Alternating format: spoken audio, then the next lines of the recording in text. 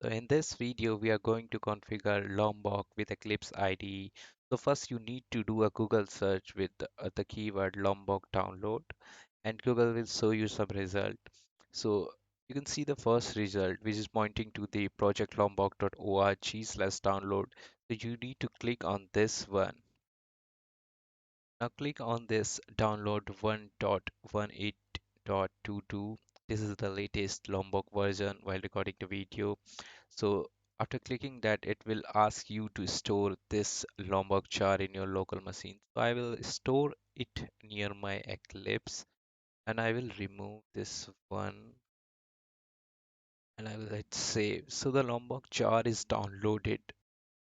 After downloading lombok.jar, you need to go to the place where you have saved the lombok.jar and you need to open the command prompt there. Okay, because after opening the command prompt, you need to execute this Lombok jar.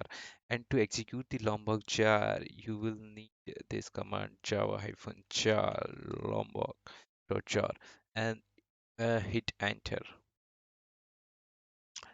Once you hit enter, this kind of screen will be displayed. So this is a kind of a project installer.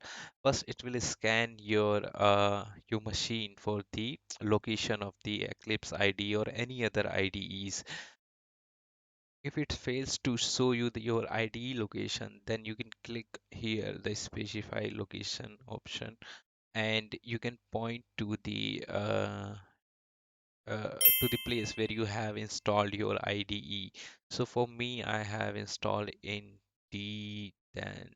Uh, what else is there? D10 development tool, then Eclipse IDE, Eclipse, and I will select that exe. All right, and I will untick this one because I don't want to install in my this Eclipse.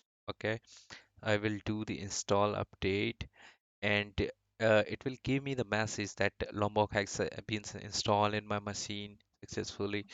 And also it's saying that don't forget to add lombok.jar in your project. Okay, so this part we will see while we will develop the project with the Lombok.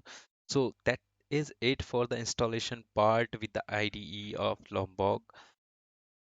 Next, we will see how we can use this jar in your project and how we can make use of Lombok annotation and etc.